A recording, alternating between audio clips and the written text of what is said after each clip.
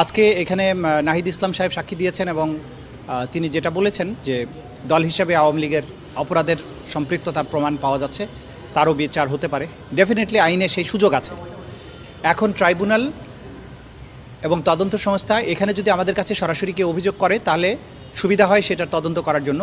এর বাইরেও যেহেতু যে সমস্ত সাক্ষ্য প্রমাণ আদালতে উপস্থাপিত হয়েছে, ব্যক্তির বিরুদ্ধে যে সমস্ত সাক্ষ্য প্রমাণ আসছে, সেই সব সাক্ষ্য প্রমাণের মধ্যেও দল হিসাবে সেই সময়ের ক্ষমতাসীন যে দল ছিল আওয়ামী লীগ, তার সহযোগী সংগঠন হিসেবে যুবলীগ, ছাত্রলীগ, স্বেচ্ছাসেবক লীগ, 14 দল, তাদের সম্পৃক্ততার অকাট্য প্রমাণ কিন্তু আদালতে আসছে।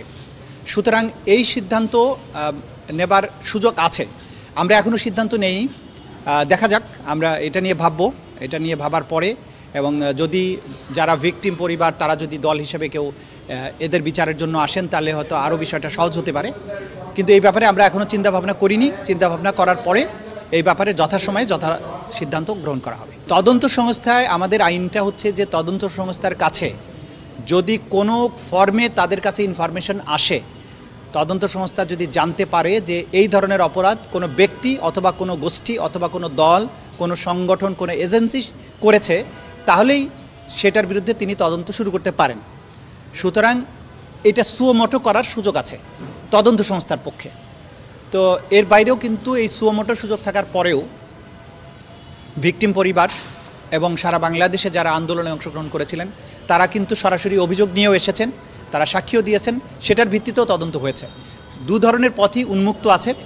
কোন পথে আমরা যাব বা তদন্ত সংস্থা যাবে সেটা যথাসময়ে হয়তো আপনারা জানতে পারেন। সুমোটো ব্যক্তির বিচার করতে গিয়ে যদি কোনো সংগঠনের ব্যাপারে কোনো স্পেসিফিক ফাইন্ডিং আদালতের সামনে আসে, আদালত সে ব্যাপারে প্রয়োজনীয় আদেশ দিতে পারবেন।